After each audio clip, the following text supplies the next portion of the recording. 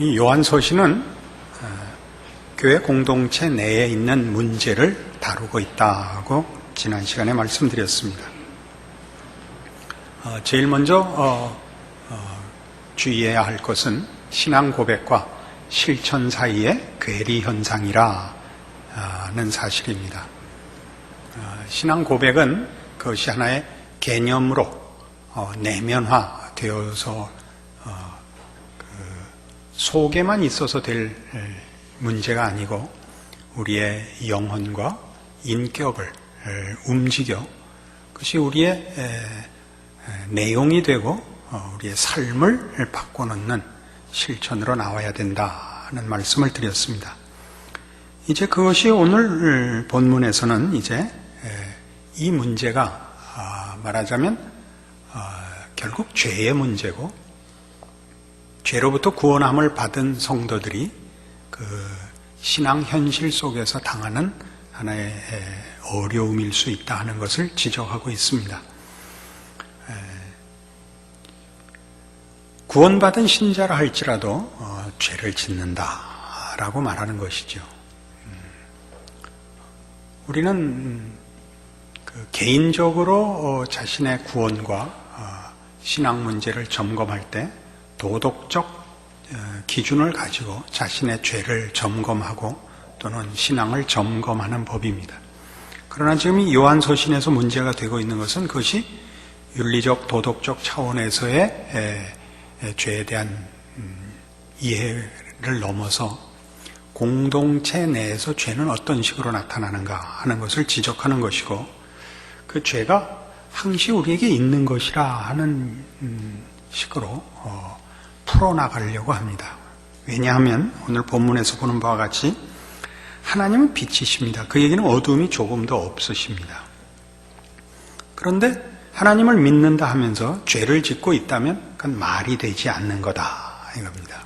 말이 되지 않는 거다. 그러니까 우리가 신앙 공동체에서 일어나는 일로 따지자면 신앙 공동체 내에서 공동체의 관계를 깨는 어떤 죄를 지었을 때 윤리 도덕적 차원에서 누가 범죄한 사실이 문제가 되는 것이 아니라, 그런 문제로는 드러난 것이 없는데 공동체의 관계를 깨는, 사람과 사람 사이 관계를 깨는 죄를 지으면서 그 죄를 짓는 줄 모르고 있는 것을 지적하는 것입니다.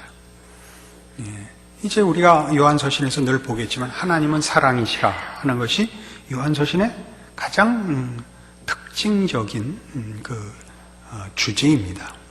그럼 사랑이면 넘어가고 덮어주고 감싸 안고 용서하고 하는 것일 텐데, 지금 우선 지적하려는 것은 죄가 윤리 도덕적인 모습으로만 확인되는 것이 아니고 인간 관계를 깨는 것이 죄다 하는 것을 얘기하려는 것입니다. 그러니까 하나님은 빛이시고 하나님에게는 어두움이 없는데, 네가 어두움 가운데 있다는 것은 하나님과의 관계가 온전하지 못한 것이요 아직도 죄 안에 있는 것이라 라고 지적하는 것입니다. 그러나 여기서 그치지 않고 그 다음에 무슨 말로 이어가느냐 하면 8절에 보는 바와 같이 만일 우리가 죄 없다 하면 스스로 속이고 또 진리가 우리 속에 있지 아니할 것이요 만일 우리가 우리 죄를 자백하면 저는 미쁘시고 의로우사 우리 죄를 사하시며 모든 불의의 소리를 깨끗게 하실 것이요 만일 우리가 범죄하지 아니하였다면 하나님은 거짓말하는 자로 만드는 것이니 또한 그의 말씀이 우리 속에 있지 아니하니라 라고 얘기함으로써 죄를 아직 가지고 있는 건 당연하다라는 대로 이 죄 문제를 연장해서 끌고 나갑니다. 우선 우리가 확인해야 할 건 이겁니다. 구원받은 자에게 죄가 아직 남아있느냐? 있습니다. 근데 죄의 문제는 늘 확인해야 되는 문제인데, 무엇으로 확인해야 되냐면 도덕성으로 확인하지 말고 하나님과의 관계로 먼저 확인해야 됩니다. 구원을 얻었다는 것은 하나님과의 관계가 회복된 것입니다. 그렇죠? 로마서 5장에서 보는 바와 같이 확인을 하고 갑시다. 로마서 5장 245페이지 로마서 5장 1절입니다. 그러므로 우리가 믿음으로 의롭다 하심을 얻었은즉 우리 주 예수 그리스도로 말미암아 하나님으로 더불어 화평을 누리자. 하나님과의 평화, 이게 구원입니다. 하나님과의 평화. 하나님과의 관계가 회복된 것을 구원이라고 합니다. 그러나 아직 우리는 하나님과의 관계가 회복되었고 그의 자녀이고 거룩한 성도라는 칭호를 부여받지만 죄로부터 완전히 해방되고 깨끗해져 있지는 않습니다. 아직은 그렇습니다. 우리가 변화된 몸을 받고 저 하늘나라의 부름을 받을 때까지 우리 아직 구습에 또는 죄의 본성에 아직도 영향을 받고 있습니다. 그것이 사실입니다. 그래서 신자란 어떤 사람이냐 그러면 신자의 신자 된 본질은 믿음에 있지 거룩한 흠없는 완전에 있지 않습니다. 꼭 기억해야 됩니다. 믿음에 있지 완전에 있지 않습니다. 완전을 바라고 있고 약속받은 존재입니다. 그래서 믿음에 있습니다. 그러니까 완전을 향하여 나가고 소망할 것입니다. 그럼 어떻게 되느냐 하면 우리는 겸손할 수밖에 없다 이겁니다. 이게 지금 요한서신에서 다루는 가장 중요한 주제입니다. 사랑을 언급하는 이유도 이겁니다. 우리는 다 죄를 짓습니다. 아직도 죄인입니다. 어떤 측면에서 그러냐면 우리 마음에서 악한 생각과 시기와 질투 또는 체념, 절망 이런 것들이 깨끗이 없어져 있지 않은 데서 분명합니다. 우리 마음에 근심과 걱정과 절망이 있는 것은 아직도 우리는 온전하지 않기 때문입니다. 우리는 믿음 가운데 살아야 됩니다. 믿음이란 그런 것이 근심, 걱정, 갈등이 없는 상태를 얘기하는 것이 아닙니다. 약속을 받고 있기 때문에 현실은 아직 그 약속이 성취되어 있지 않기 때문에 가지는 갈등을 긴장으로 갖고 있는 걸 말합니다. 그걸 놓아버리면 갈등이 없죠. 믿음의 대표적인 증상이 뭐라 그랬죠? 의심이라고 제가 한번 설명을 한 것 같습니다. 그거 약속으로는 분명히 갖고 있지만 현실이 그렇지 않은데 어떻게 걱정을 하나요? 어떻게 불안하지 않아요? 뻔한 것도 다 뻔하게 이게 그럴 수밖에 없다는 거를 갖고 있어도 그게 현실로 나타날 때까지는 불안한 것이 인간인데요. 안 그렇습니까? 그래서 이 문제를 왜 지금 이런 식으로 언급을 하느냐 하면 우리가 하나님의 구원의 경륜이라는 것을 인정해야 됩니다. 구원의 경륜이란 구원이 십자가에서 하나님의 작정이 다 드러났지만 하나님의 작정과 하나님의 그 작정의 신실하심이 다 드러났지만 그 약속이 지금 다 성취되어 있는 건 아닙니다. 우린 부활의 첫 열매로 예수 그리스도를 보았고 그를 믿고 있고 그 약속이 우리 모두에게 이루어질 것을 알고 있지만 우리는 아직은 우리의 영혼이 부활 생명 속에 있다 할지라도 우리 몸은 아직 아니고 현실도 아직 그렇지 않습니다. 우린 약속 속에 있는 자들입니다. 그래서 우리의 죄를 논할 때 신앙 공동체 내에서 일어나는 죄는 어떤 것이냐면 윤리 도덕적으로 개인의 거룩과 신앙의 완전을 묻는 죄를 지금 논하는 것이 아니라 신앙 공동체 내에서 신자끼리의 갈등, 신자끼리의 싸움을 이 죄로 푸는 겁니다. 우리가 아직도 죄를 갖고 있지 않느냐. 모든 사람과 다 화목하고 모든 사람이 다 만족스럽지 않다는 것은 우리가 아직 완성되어 있지 않다는 것의 증거요. 우리가 아직도 죄를 안고 살고 있다는 증거니까 어떻게 해야 된다? 겸손해야 된다. 조심해야 된다. 이겁니다. 그런데 우리가 보는 요한서신서는 도대체 이 독자들이 무슨 잘못을 저지르고 있는가를 지적하는 건 없습니다.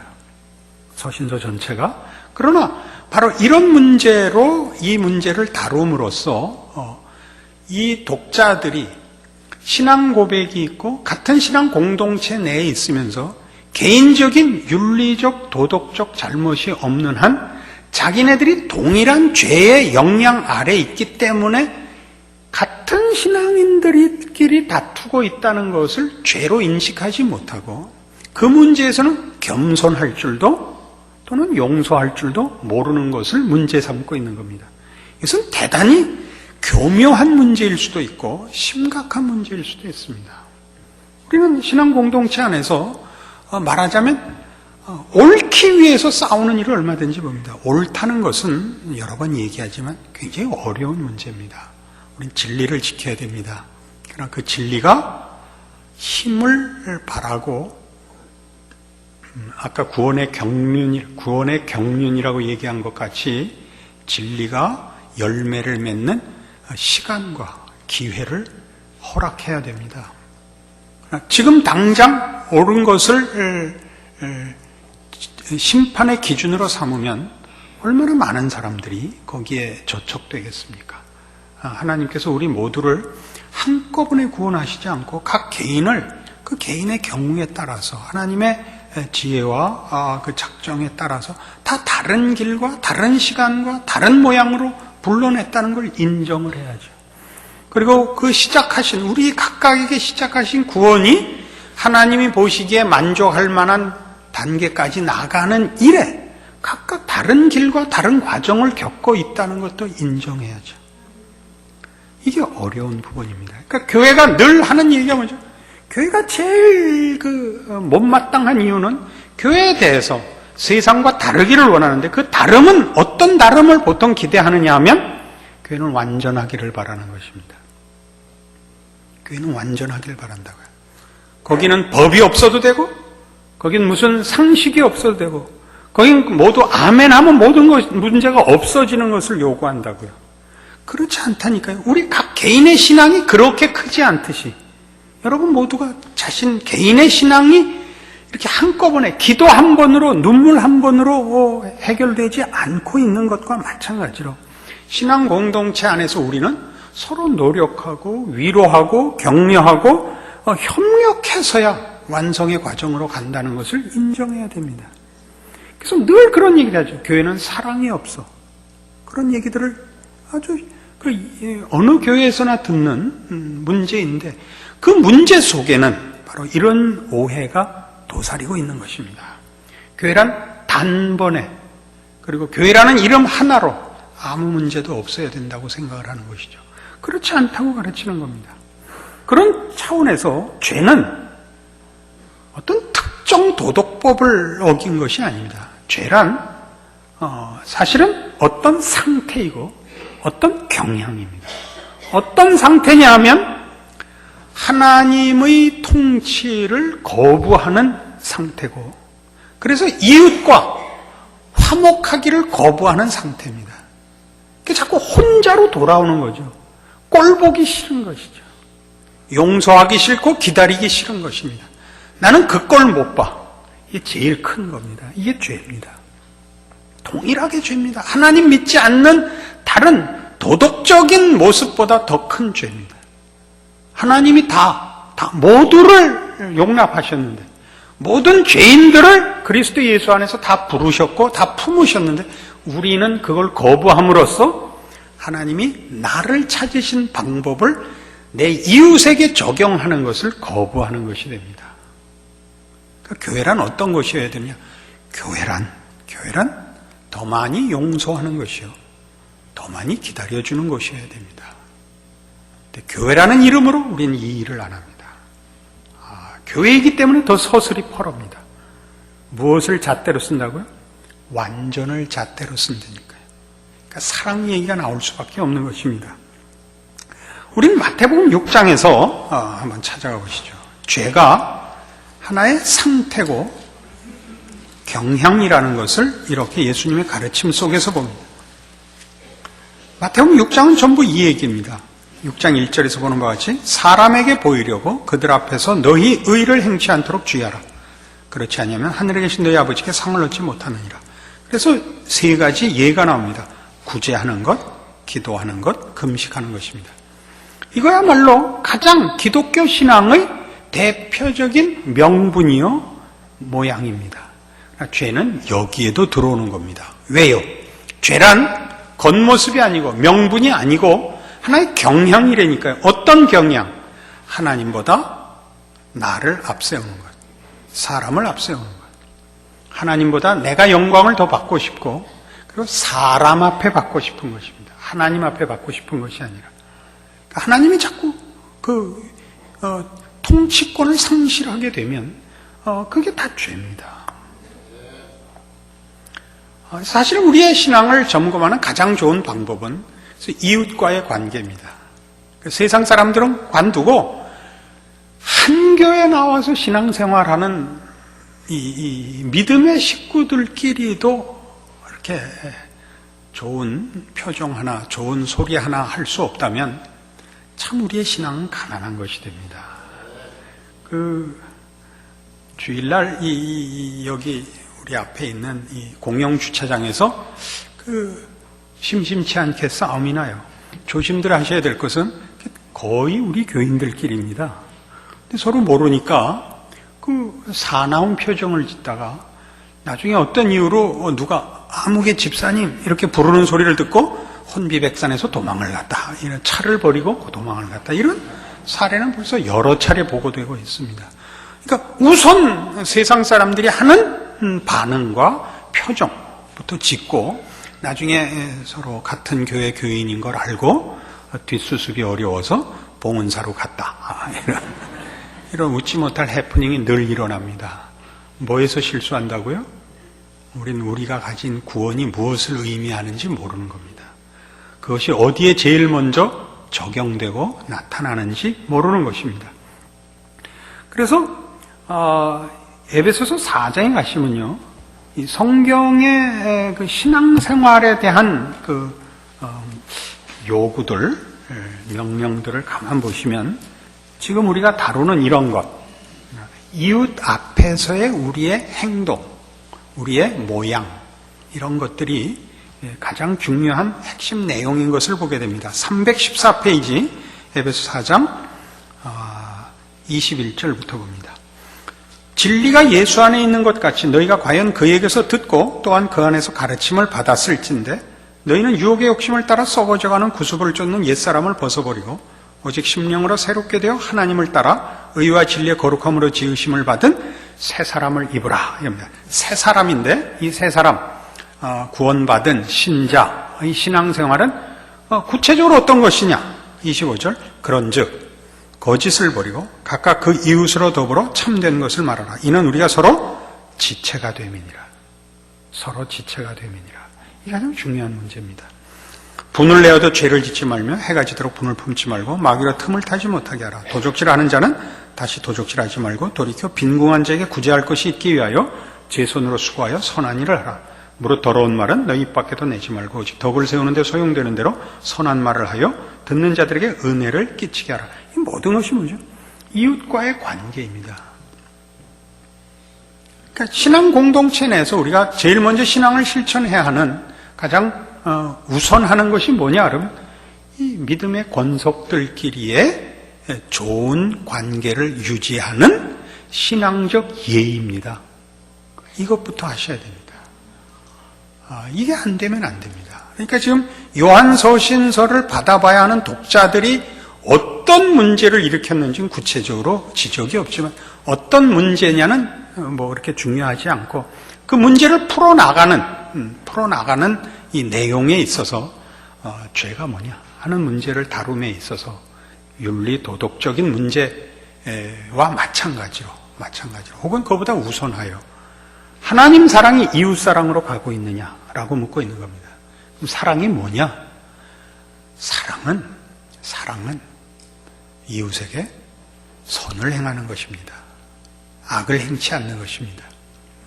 그러니까 우리가 이 문제를 이제 우리가 요한서신서를 통해 계속 확인해 보겠습니다만은 사랑에 대한 정의를 말하자면 성경이 얘기하는 대로 깊이 이해해야 합니다.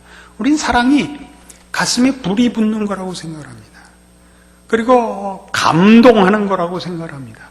그러나 고린도전서 13장에 있는 이 말하자면 사랑에 관한 설명은 성경적인 설명은 좀 다릅니다.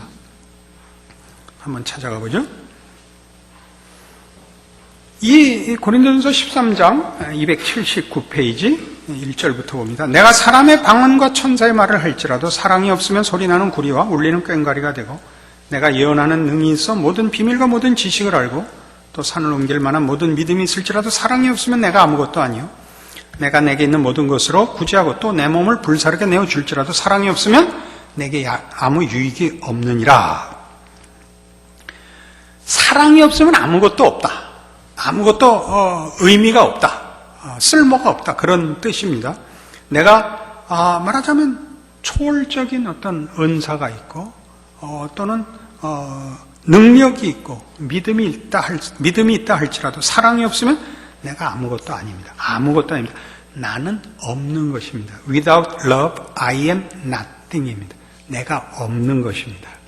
그러니까 사랑은 무엇을 보내는 혹은 어떤 행동의 액세서리도 아니고 치장도 아닙니다.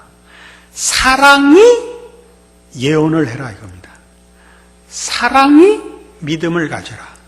사랑이 능력을 가지라 이겁니다. 그러니까 옳다 그러다도 사랑이 옳아라 이거죠. 사랑이 옳아라. 사랑이 충고를 해라 이거죠. 그게 아니고 옳다 그르다만을 따지고 사랑이 없이 옳다 그르다 열심을 갖거나 능력을 가질지라도 그거는 내가 없는 거라니까. 그렇게 한 모든 것은 다 없는 것이 되는 겁니다. 아무것도 아닌 것입니다. 그럼 사랑은 뭐냐? 뭐에서부터 나와야 되느냐?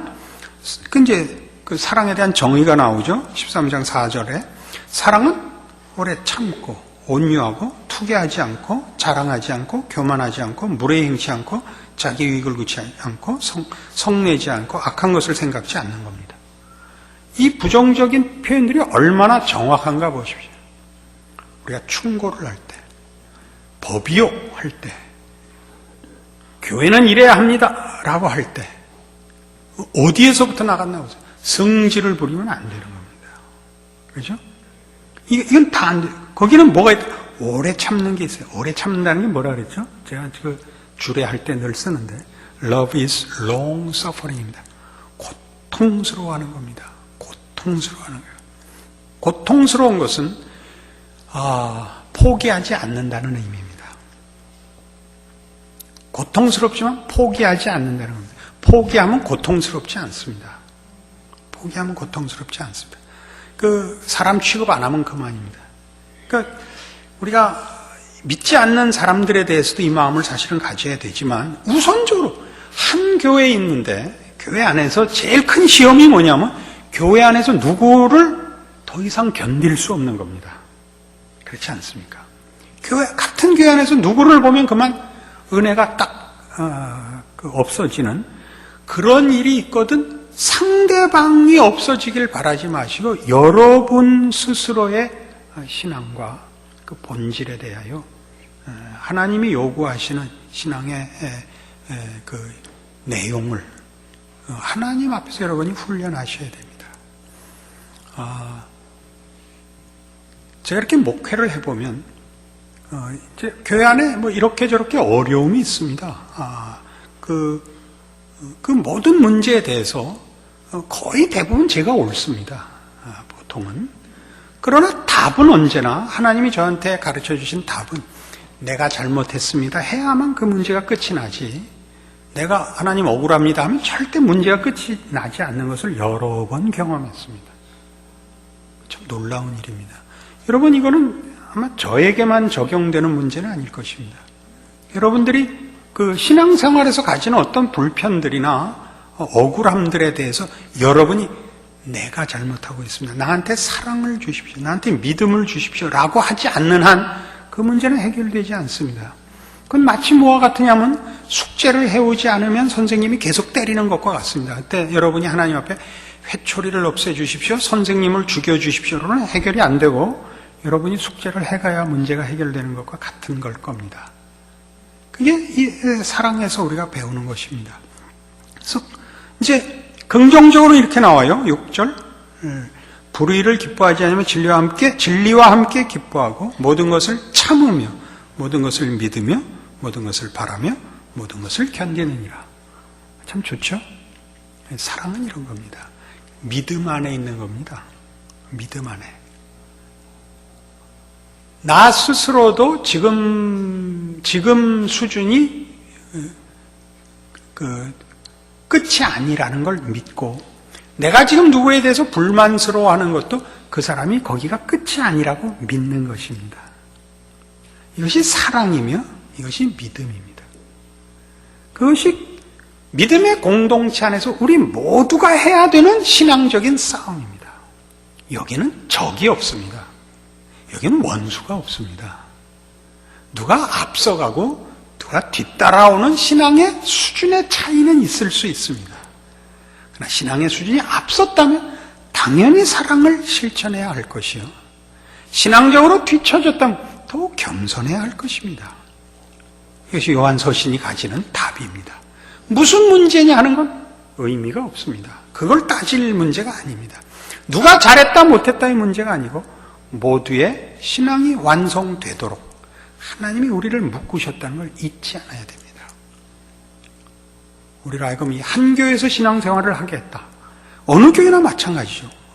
어느 교회만 특별한 거 아닙니다. 어느 교회나 다 하나님께서 예수 그리스도 안에서 불러내신 그의 자녀들을 묶고 모두의 유익을 위하여 하나님이 신앙 공동체를 만드시고 유익해 하시고 승리케 하신다는 걸 믿고 믿음과 사랑으로 우리의 자리를 지킬 것이요 공동체를 지켜 하나님이 우리에게 이미 시작하셨고 고백해 하신 우리의 신앙 고백들의 진정한 승리와 영광을 보리라 작정을 하고 순종하는 것을 믿음이라 하고 사랑이라고 합니다.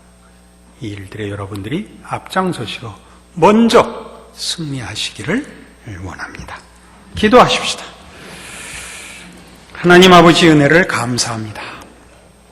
하나님께서 그리스도 예수 안에서 우리에게 일절 오래 참으심을 보이사 우리로 하여금 구원을 얻게 하고 하나님의 자녀라는 특권 속에 살게 하신 것은 그 은혜와 사랑과 구원이 우리에게서 그치지 않고 우리를 넘쳐 이웃에게 결실되기를 아버지께서 기뻐하시는 줄 우리도 고백합니다.